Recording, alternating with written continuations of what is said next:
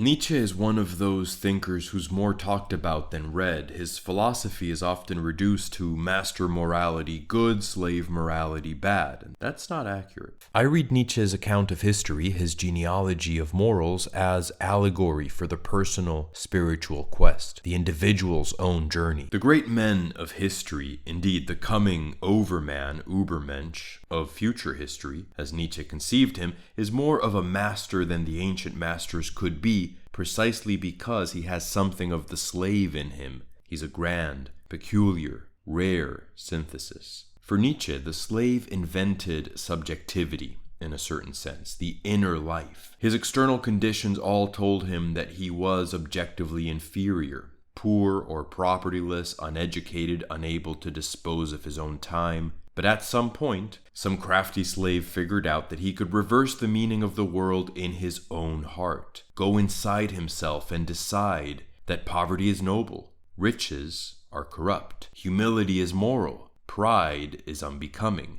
That was the great rebellion. A rebellion merely in the consciousness of some downtrodden wretch, but it caught on, and with Christianity, this inversion of reality kindled a fire in the minds of the masses of the Roman Empire. Eventually, the powerful had to pay due lip service to the new morality, albeit they still believed what all masters have always believed, that strength is better than weakness, that power is better than powerlessness, that the meek will not, in fact, inherit the earth. But in the course of history, some slaves would rise up and some scions of the ruling elite would fall off, so that the castes began to mix together. This mixing is important, it's pivotal, epoch-defining, because for Nietzsche the habits of mind of a man and of his father and of his grandfather and of his son and of his grandson over the many generations become inherent to that lineage. Blood carries your propensity for the slave or master mindset,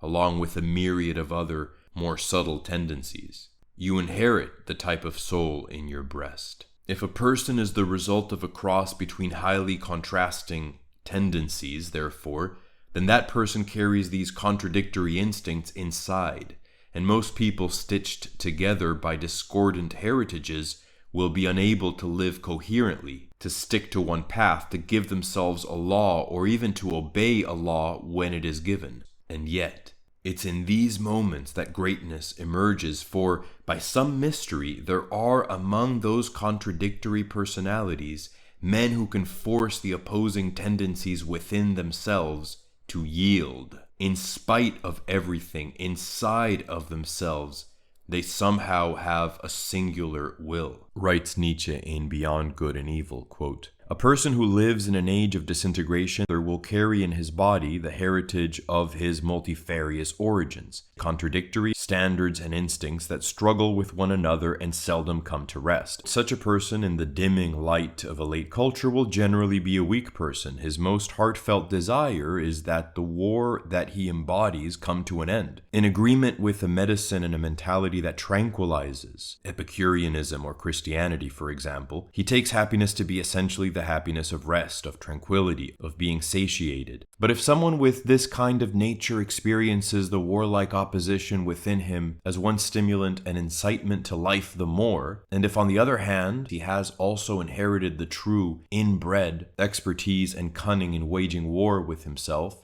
then he might develop into one of those enchantingly elusive and unfathomable men, those mysterious people who are destined for victory and for seduction. They appear during just those epochs when that other weak type, with its desire for rest, comes into the foreground. Both types belong to one another and arise from the same causes." End quote. Because there is such chaos in them, there is also more fire to spur them on. Indeed, they might even be able to use what is valuable in that most dangerous of human inventions, slave morality. The ability to reject the world as it appears and invent new moral codes. To cope, we would say. But they can also impose that new code on the world through the peculiar ability of the master, the ability to command, to convincingly organize others to do their bidding. to be outward facing. We can also think of this mixture as analogous to the individual discovering a disorienting array of worldviews, possible paths, and desires in him or herself. He is in a sense torn apart by them, made chaotic, dismembered like Dionysus, crucified. This is the experience of disintegration, ritual death, which occurs in every tradition, where we realize our ordinary self is an essential, unstable composite made of many potentially discordant elements. Now, the desire to give up, to escape reality, to adopt the tragic, fatalistic spirituality without resurrection, we could say, to never complete the spiritual quest by returning to the world, is what Nietzsche describes as the Epicurean or Augustinian type, who identifies happiness with ultimate rest, sleep. It's a powerful temptation on the path. Ultimately, slave morality will be our salvation. This is one of Nietzsche's overlooked points.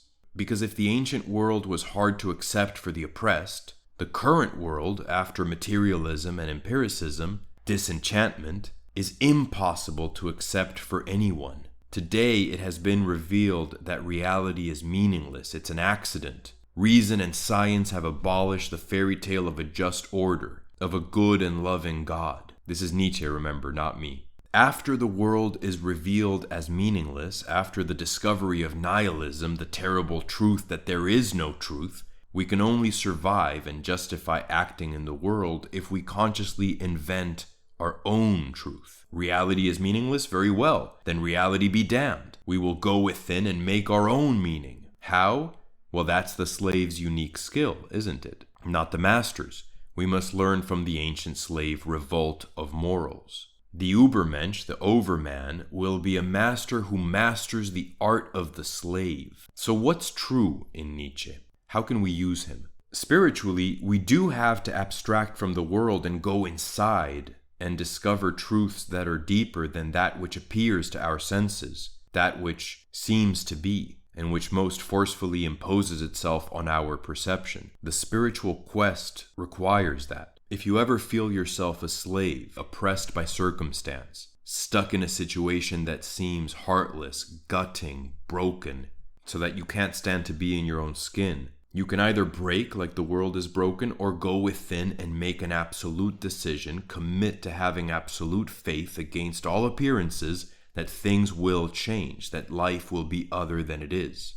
And we can endure in that exercise, resting on inner faith, refusing to despair or to accept things as they are, living beyond what seems to be, calling on the deep intuitive knowledge that beauty is true and ugliness on some ultimate level is a lie, that goodness is real and evil, the evil done to us, the evil we've seen done to people we love, is an illusion to be overcome and finally defeated. That's the spiritual discovery that Nietzsche's slave morality, if we sort of reinterpret it and redeem the concept, ends up making. Consistent with Nietzsche, slave morality has to become a tool for the master, and consistent with tradition, we need to orient ourselves towards the good. Tradition presents us with three phases of spiritual development. We have our ordinary state of consciousness, the ego, to which we must die. Then we gain a vision of transcendence, experience what is beyond the realm of phenomena. And finally, we return and participate in ordinary life, but now endowed of a new understanding. In Greek Christian terms, these are the purging, illumination, and divinization, becoming divine, catharsis, theoria, theosis. Analogous to crucifixion and entombment, resurrection and ascension, and finally the second coming in glory to rule. Alchemy knew these as the black, white, and red works, nigredo, albedo, rubedo. In Nietzsche, they correspond to the passing from master to slave to overman, where the master's naive world is overturned by the slave's invention of a morality outside the world, to then give way finally to the overman. We start off as masters, naively thinking the world is ours, then life forces us to spend a season as the slave. But if we refuse to accept the world as it is, and instead look within, we come to discover something that is truer than the world.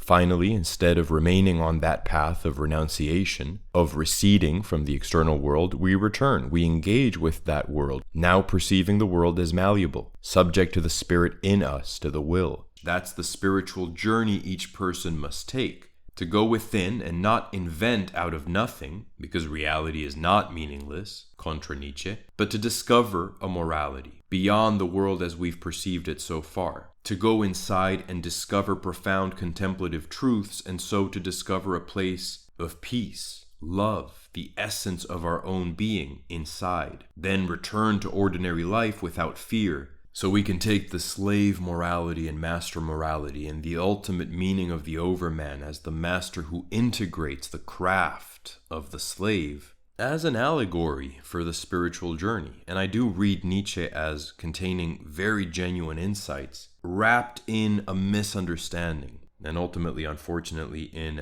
metaphysics that was incorrect. But I like Nietzsche, and I think you can get a great deal out of him. I think he projects what he finds in his own soul onto the field of history, and he's very insightful, but more insightful if we interpret this as a set of experiences and tendencies within ourselves. We are supposed to be masters who integrate the slave, so to speak, who wear the outer man, the suffering man, and redeem him. The sacrificial lamb is a part of us, but we are ultimately the king that wears the lamb, the animal self. Okay, as always, thank you very much for watching. There's a link in the description to a Substack article that develops all of this in more detail. You can help the channel by becoming a member. You can become a paid subscriber on Substack, or just join me on Substack, follow me on Twitter, buy me a coffee. Do subscribe if you would like to, it really helps me out. I would very much appreciate it. And until next time.